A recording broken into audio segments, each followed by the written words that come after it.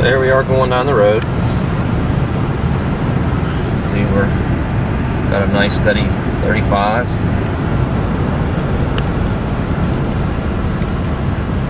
A couple other things I wanted to mention, Rich, on, and maybe we already talked about this, but on the climate control,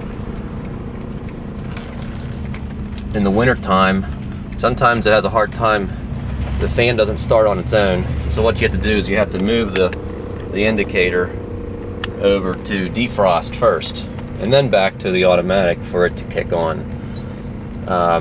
There's a booklet in the trunk that explains all the ins and outs of the climate control system in layman terms language, and they say there's a thing you can adjust for.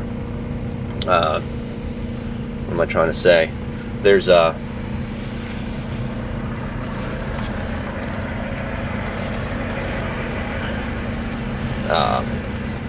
underneath the hood, there's an area, forget what it's called, it's where all the vacuum lines plug into. There's like ports. You sand them down and put them back together. That'll eliminate that problem. It's in that, it's just a very little booklet. It's in the manual in the trunk. So right now we're on fully automatic, and I mentioned to you a while back that there was a time where all of a sudden the climate control went to hot instead of air conditioning mode, and I said about this little thing I pulled on. That's this up here. This just pops right off. That little gizmo there is a sensor, and all I did was I tightened that, and that seemed to help. But if it does it again, it might need tightened better. All I really did was tighten it as best I could from the outside, and then when it went goofy,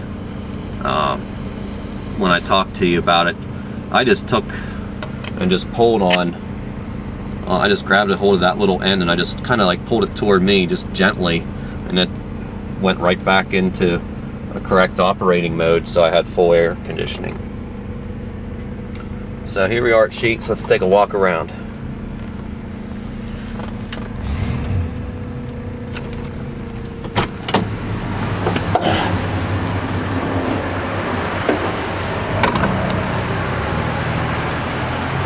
You can hear the motor's nice and quiet. Can't hardly even hear it run.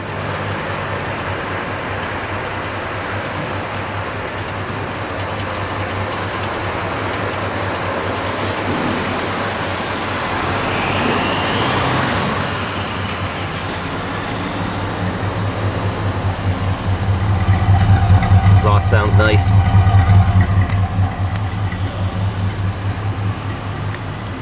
And I'll take some close-up shots here. Got a little bit wet from the rain, just driving it here. It's probably a little bit dusty just from sitting in the garage for so long. We'll take some close shots here. The little thing on the hood that I mentioned in the listing on the description is right here. It's barely noticeable, but if you look maybe with the reflection of the light, you can see it. It's just very small, but that's here, and that's the only one on the hood that I'm aware of. There shouldn't be any dings on the hood other than just that little one. Like I say, it's hard to see it from the picture. It depends on the angle. But there it is.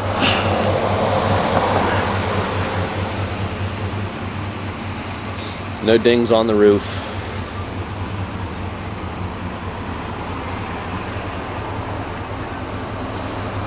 No dings on the trunk either.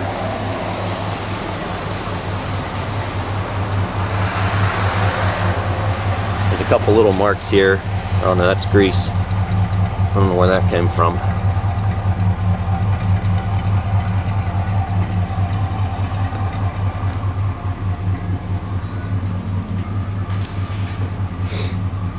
There's a little bit of touch up here and there. If you look real close, there's some touch up. So that was there. Here's a little mark here, right there.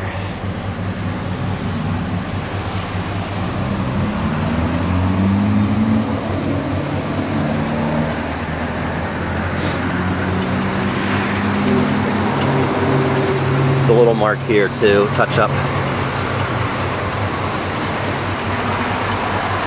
There is some touch up here and there on the car, as I believe I mentioned in the description on eBay. There's some touch up here.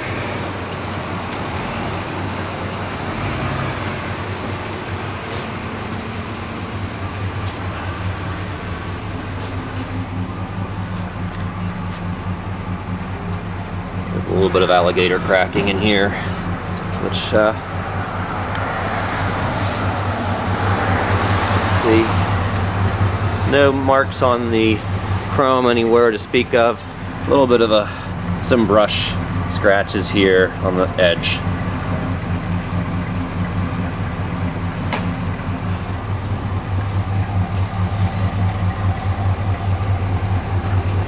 None on this side. Oh, there's a little mark here too, near the other touch-up. I'm not sure how that got there, but I'm just gonna kill the engine here.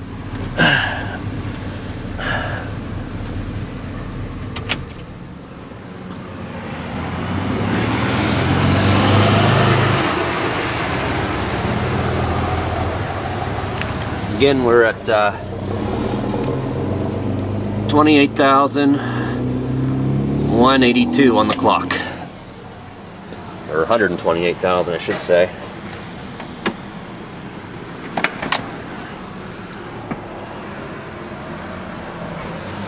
Everything's intact.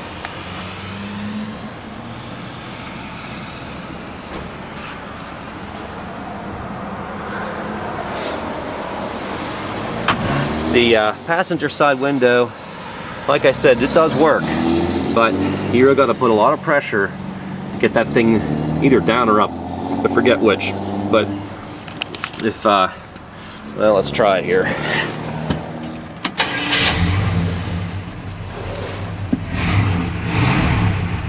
That generator light comes on when you first start the car. As soon as you give it a shot of gas, it goes away. Nothing to fear. Okay, so here's our, that's driver's side, works nice and easy, so does all the other ones. But here's our passenger side. You can see it works. It's easy to push going down, but to put it back up, you got to put a lot of pressure on the switch, but it does go back up, as you can see.